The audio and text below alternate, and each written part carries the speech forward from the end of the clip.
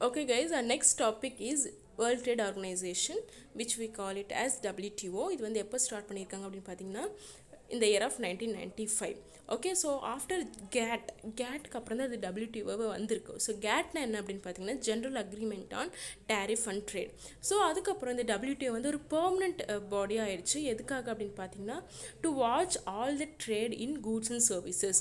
So to look after all the goods and services trade இருக்கும் இல்லையா, so all the imports and exports வந்து watch பண்ணுறதுக்கும் அதோட developmental ப்ராசஸ்க்கும் வந்து இந்த ப்ராசஸ் தான் மெயின் எய்ம் இந்த WTO ஓடுது. ஓகேவா, ஸோ இந்த டங்கல் அப்படிங்கிறவர், இந்த ஆர்தர் டங்கல் அப்படிங்கிறவர் it's secretary general became the base for WTO. So இவர் மூலிமா ஃபார்முலேட் ஆன டங்கல் டிராஃப்டில் இருந்து தான் நிறைய ஃபாலோ பண்ணிகிட்ருக்காங்க. எது அப்படின்னு பார்த்தீங்கன்னா WTOவில். ஓகே, ஸோ எவ்ரி 2 இயர்ஸ்க்கு ஒன்ஸ் ஒரு கான்ஃபரன்ஸ் நடக்கும். So commerce ministers conference. இதில் என்ன டிஸ்கஸ் பண்ணுவாங்க அப்படின்னு பார்த்தீங்கன்னா, so import soles and trade related மேட்டர்ஸை டிஸ்கஸ் பண்ணுவாங்க. ஸோ இந்த இம்போர்ட்ஸ் அண்ட் எக்ஸ்போர்ட்ஸில் நடக்கிற இருக்கிற எல்லா அட்வான்டேஜஸ் டிஸ்அட்வான்டேஜஸ் என்னெல்லாம் இம்ப்ரூவ்மெண்ட் பண்ணும், டெவலப்மெண்டல் ப்ரொசீஜர்ஸ் எடுக்கணும் அப்படிங்கிறது வந்து இந்த ஒரு கான்ஃபரன்ஸில் வந்து டிஸ்கஸ் பண்ணுவாங்க. ஸோ இந்த ஃபஸ்ட்டு WTO கான்ஃபரன்ஸ் எப்போ எங்கே நடந்திருக்கு அப்படின்னு பார்த்தீங்கன்னா சிங்கப்பூரில் இந்த இயர் ஆஃப் 1996 நடந்திருக்கு. ரீசெண்டாக வந்து அர்ஜென்டினாவில் நடந்திருக்கு இந்த இயர் ஆஃப் 2017. ஓகே, ஸோ இந்த 12th மினிஸ்டர் கான்ஃபரன்ஸ் வந்து கசகஸ்தானால் நடக்க வேண்டியதாக இருந்தது, but it got cancelled. Okay, so you can see the World Trade Center which is located in the New York, USA. Okay, so objectives of WTO. So WTOவோட main objective என்ன அப்படின்னு பார்த்தீங்கன்னா ஒரு economic prosperity கொண்டு வரது தான் WTOவோட main ஆப்ஜெக்டிவாக இருந்தது. ஓகேவா, ஸோ எப்படி அப்படின்னு பார்த்தீங்கன்னா by லிபரலைசிங் trade restrictions. So liberalizing in the sense by expanding by removing the trade restrictions எல்லாம் கொஞ்சம் கம்மி பண்ணிட்டு ஒரு எக்கனாமிக் ப்ராஸ்பர்ட்டி கொண்டு வரது தான் WTOவோட main objective. So one by one வந்து நம்ம படிக்கலாம். ஃபர்ஸ்ட் ஒன் வந்து to ensure reduction tariff and other barriers. So tariff ஒரு ட்ரேட்னால இம்போர்ட்ஸ் அண்ட் எக்ஸ்போர்ட்ஸில் நிறைய வந்து டேரிஃப்ஸ் இருக்கும், அதில் வந்து நிறைய ரெஸ்ட்ரிக்ஷன்ஸ் இருக்கும், அது வந்து கம்மி பண்ணுறது தான் WTOவோட objective. And second objective is to eliminate discrimination in trade. So discrimination trade in the sense take an example, ஒரு வெல் டெவலப்டு கண்ட்ரியில் நடக்கிற ட்ரேடுக்கும் ஒரு அண்டர் டெவலப்டு கண்ட்ரியில் நடக்கிற ட்ரேடுக்கும் நிறையவே டிஃப்ரென்ஸ் இருக்கும், நிறைய வித்தியாசம் இருக்கும். அந்த ஒரு வித்தியாசத்தை வந்து ரிமூவ் பண்ணுறது தான் next objective. And coming to the third one to facilitate highest standard of living. So பீப்புளோட ஸ்டாண்டர்ட் ஆஃப் லிவிங் வந்து அதிகப்படுத்துறதுக்கு ரொம்பவே ஹெல்ப்ஃபுல்லாக இருக்குது. ஸோ ட்ரேட் நடந்தாலே, இம்போர்ட்ஸ் அண்ட் எக்ஸ்போர்ட்ஸ் நடந்தாலே எந்த ஒரு பிரச்சனையும் இல்லாமல் ட்ரேட் நடந்தாலே ஆட்டோமேட்டிக்கலி ஒரு கண்ட்ரியோட ஸ்டாண்டர்ட் ஆஃப் லிவிங் வந்து இம்ப்ரூவ் ஆகிற நிறைய சான்சஸ் இருக்குது. So that is a next objective. And fourth one is to facilitate optimal use of world's resource. ஒரு மேக்ஸிமமாக உலகத்தில் கிடைக்கிற எல்லா ரிசோர்ஸஸும் வந்து எல்லாருக்கும் கிடைக்கிறதுக்கு இது ரொம்பவே வந்து ஹெல்ப்ஃபுல்லாக இருக்குது. இந்த ஒரு எல்லாருக்கும் கிடைக்கிறது தான் இதோட next objective. And coming to the next one to enable the LDCs to secure fair share in growth of international trade. So இந்த இன்டர்நேஷ்னல் ட்ரேடில் வந்து இந்த லெஸ் டெவலப்டு கண்ட்ரீஸ்க்கு ஒரு நல்ல ஷேர் கிடைக்கிறது தான் இதோட next objective. So and coming to the fifth one the linkages between trade policies, environmental policies and sustainable development. So ஒரு லிங்கேஜ்னால் ஒரு பிட்வீன் கண்ட்ரீஸ்க்கு வந்து ஒரு நல்ல ரிலேஷன்ஷிப் இருந்தாலே என்ன ஆகும் அப்படின்னு பார்த்தீங்கன்னா அதோட என்விரான்மெண்டல் பாலிசிஸ் இம்ப்ரூவ் ஆகும், ஒரு சஸ்டைனபிள் டெவலப்மெண்ட் இருக்கும். இந்த சேமே ட்ரேட் பாலிசிஸும் இம்ப்ரூவ் ஆகும். ஸோ இது என்ன என்ஷூர் பண்ணுது அப்படின்னு பார்த்தீங்கன்னா the relationship between the countries. So these are the few objectives of WTO. And coming to the agreements. So WTOவோட அக்ரிமெண்ட்ஸ் எல்லாம் என்ன அப்படின்னு பார்த்தீங்கன்னா ஃபர்ஸ்ட் அக்ரிமெண்ட் வந்து TRIPS, that is trade related intellectual property rights. So under this intellectual property rights நால என்னெல்லாம் include ஆகுது அப்படின்னு பார்த்தீங்கன்னா copyright, trademark, patents, geographical indication. So these are the few factors that comes under intellectual property rights.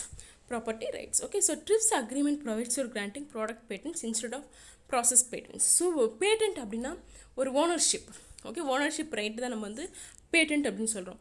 So இந்த WTO வந்து என்ன grand பண்ணுது, ஒரு ப்ராடக்ட்டுக்கு வந்து ஓனர்ஷிப் கொடுக்கலாம், ப்ராசஸ் கொடுக்கறதுக்கு பதில் ப்ராடக்ட் கொடுக்கலாம் அப்படின்னு சஜஸ்ட் பண்ணியிருக்காங்க. And the period of protection will be 20 years for patents.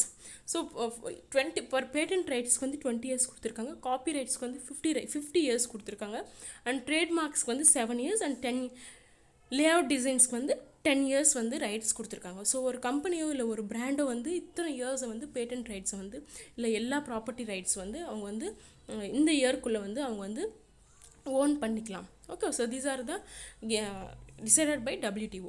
So as a result, TRIPS, the dependence of LDCs are on advanced countries for seeds, drugs, fertilizers and has increased. So இது மூலிமா என்ன ஆச்சு அப்படின்னு பார்த்தீங்கன்னா, இந்த less developed countries வந்து அதிகமாக வந்து இந்த சீட்ஸுக்காகவும் ட்ரக்ஸ்க்காகவும் அதர் ஃபெர்டிலைசர்ஸ்க்காகவும் அதிகமாக வந்து டெவலப்டு கண்ட்ரிஸ் மேலே டிபெண்ட் ஆகிற மாதிரி ஆயிடுச்சு. So farmers are depending on industrial firm for their seeds. So as result என்னாச்சு, எல்லா ஃபார்மர்ஸும் அவங்களோட சீட்ஸ்க்காக இண்டஸ்ட்ரீஸ் மேலே டிபெண்ட் ஆகிற மாதிரி ஒரு சுச்சுவேஷன் வந்துருச்சு. So that is about this. And coming to trims, so agreement on trade related investment measures. Okay, so TRIMs are related to conditions or restrictions in respect of foreign investment in the country. So foreign investment பண்ணுறதுல வந்து like நிறைய changes வந்து இந்த WTO கொண்டு வந்திருக்காங்க. அதில் என்னென்ன அப்படின்னு பார்த்தீங்கன்னா, it calls for introducing equal treatment for foreign companies and par with national companies. So foreign கம்பெனிஸில் வந்து ஒரு கண்ட்ரியில் வந்து ஒரு லெஸ் டெவலப்டு கண்ட்ரி ஒரு வெல் டெவலப்டு கண்ட்ரியில் போய் ஒரு இன்வெஸ்ட்மெண்ட் பண்ணணும் அப்படின்னா நிறைய ரெஸ்ட்ரிக்ஷன்ஸ் இருந்துச்சு. ஆனால் அந்த எல்லா ரெஸ்ட்ரிக்ஷன்ஸ் வந்து கம்மி பண்ணியிருக்காங்க இந்த WTO. ஸோ எல்லா கண்ட்ரியும் ஈக்குவலாக ட்ரீட் பண்ணணும் இன் டேர்ம்ஸ் ஆஃப் இன்வெஸ்ட்மெண்ட். ஓகேவா? So that is about this. And no restriction area investment. So area இன்வெஸ்ட்மெண்ட்டில் வந்து எந்த ஒரு ரெஸ்ட்ரிக்ஷன்ஸ் இருக்கக்கூடாது. அண்ட் லோக்கல் மெட்டீரியல் யூஸ் பண்ணுறதுல எந்த ஒரு ரெஸ்ட்ரிக்ஷன்ஸ் இருக்கக்கூடாது அப்படின்னு சொல்லியிருக்காங்க. வேறஸ் நோ மேண்டட்டரி எக்ஸ்போர்ட்ஸ், ஒரு கண்ட்ரி நீங்கள் கண்டிப்பாக எக்ஸ்போர்ட் பண்ணி தான் ஆகணும் அப்படிங்கிற ஒரு ரூலை வந்து இவங்க கேன்சல் பண்ணியிருக்காங்க. And coming to next one, no restrictions on repatriation of royalty. So repatriation of royalty அப்படிங்கிற என்ன படித்தேன், repatriation of royalty, dividend, interest. So இதெல்லாம் என்ன அப்படின்னு பார்த்தீங்கன்னா, நம்ம வந்து ஒரு கண்ட்ரியில் வந்து நம்ம இன்வெஸ்ட் பண்ணி நம்ம வந்து அங்கே ஒரு கம்பெனியில் வந்து நம்ம வந்து ஒரு ஷேர் ஹோல்டராக இருக்கும், அங்கே வந்து ஒரு நம்ம வந்து ஒரு ப்ராஃபிட் ஹோல்டராக இருக்கும்னா நம்ம கண்ட்ரி திரும்பி வரப்போ நம்மளோட டிவிடெண்ட் ஆர் நம்மளோட இன்ட்ரெஸ்ட் வந்து திருப்பி வாங்கிட்டு வரது தான் ரீபாட்ரிஷன் அப்படின்னு சொல்கிறாங்க.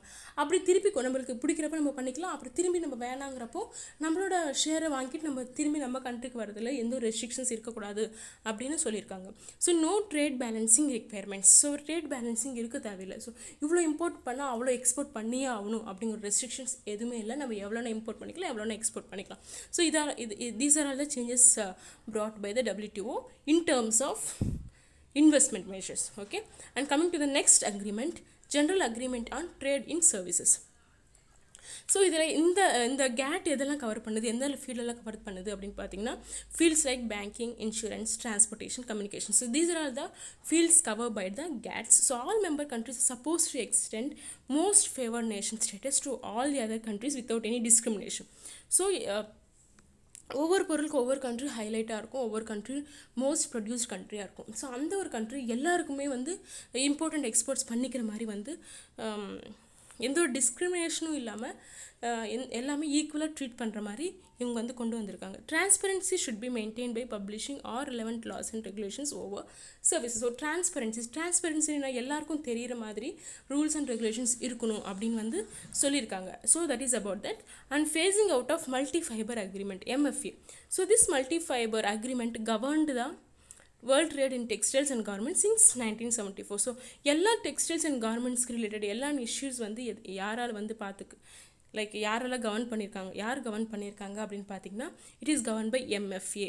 எப்போத்துலேருந்து? சின்ஸ் 1974 இவங்க தான் பார்த்துட்ருக்கோம். It imposed quotas on export of textiles by developing nations to the developed countries. So அவங்களோட ஷேரை வந்து டெக்ஸ்டைல்ஸ் வந்து டெவலப்டு கண்ட்ரீஸ்லேருந்து டெவலப்டு கண்ட்ரிஸ் வரைக்குமே impose பண்ணியிருக்காங்க. So this quota system was to be phased out over a period of 10 years. This was beneficial to India. So ஒரு 10 years period of இந்த quota system வந்து இம்ப்ளிமெண்ட் பண்ணியிருக்காங்க. இதனால் என்ன ஆச்சுன்னா இந்தியா ரொம்பவே பெனிஃபிஷியலாக இருக்குது. ஸோ இந்தியாவில் வந்து டெக்ஸ்டைல்ஸ் அண்ட் கார்மெண்ட்ஸோட ட்ரேட் வந்து ரொம்பவே அதிகம் comparatively other countries. So that is also main thing related to MFA. And coming to agreement on agriculture, AOA. So agriculture was included for the first time under GATT. So under GATTல தான் இது வந்து first include ஆயிருக்கு. The important aspect of this agreement clarification is tariff cuts and subsidy reduction. So agriculture சம்மந்தப்பட்ட எல்லா டேரிஃப்ஸும் எல்லா subsidy ரிடக்ஷனும் எல்லா டேரிஃபிகேஷனும் வந்து கம்மி பண்ணியிருக்காங்க. Okay, in order to improve the trade. Okay, so the dispute settlement body. So the dispute settlement body puts an end to procedural delays. It is mandated to settle any dispute within 18 months. The disputes are resolved through multilateral trading systems. Okay, so however, India has lost a huge export earnings because of conditions laid out by the body. So the disputes அப்படின்னா ஒரு miss understanding, ஒரு ஃபைட்டுன்னு கூட சொல்லலாம் dispute.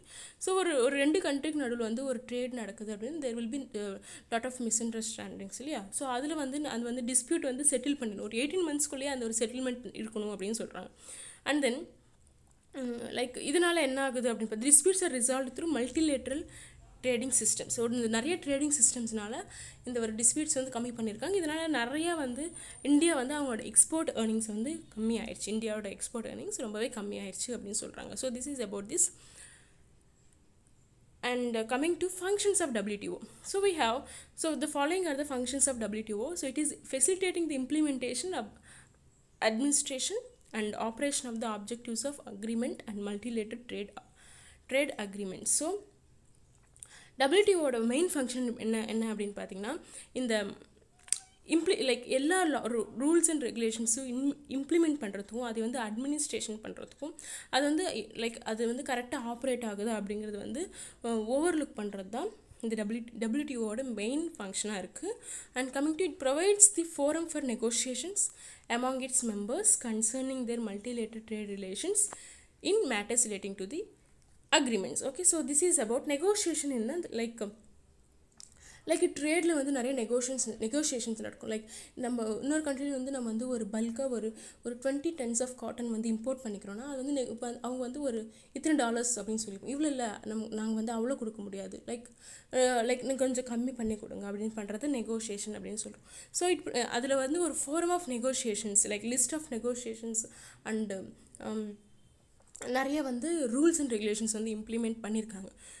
Okay, so that is the second function. It administers the understanding on rules and procedures governing the settlement of disputes. So இந்த dispute ஒரு fight நடக்குது, ஒரு miss understanding இருக்குது அப்படின்னா அதுக்கு கூடிய ரூல்ஸ் அண்ட் ரெகுலேஷன்ஸ் வந்து இம்ப்ளிமெண்ட் பண்ணியிருக்காங்க. ஸோ இந்த மாதிரி பிரச்சனை வரப்போ இந்த மாதிரி ரூல்ஸ் தான் ஃபாலோ பண்ணணும், இந்த மாதிரி பிரச்சனை வரப்போ இந்த மாதிரி ரூல்ஸ் தான் இருக்கணும், ப்ரொசீஜர்ஸ் தான் ஃபாலோ பண்ணணும் அப்படிங்கிறத வந்து யார் கொண்டு வந்திருக்காங்கன்னா இந்த WTOவோட main function அதுதான். ஓகேவா. and coming to the next one, it cooperates with the IMF and the World Bank and it is affiliated agencies with the view in achieving the greater coherence in global economic policy making. So இது வந்து இந்த world பேங்க்கு கூடயும் IMF கூடயும் ஒரு கம்பைண்டாக வேலை செய்கிறதுனால என்ன ஆகுது அப்படின்னு பார்த்தீங்கன்னா நிறையா வந்து குளோபல் எக்கனாமிக் பாலிசி மேக்கிங்கில் வந்து ரொம்பவே இன்வால்வ் ஆகியிருக்காங்க.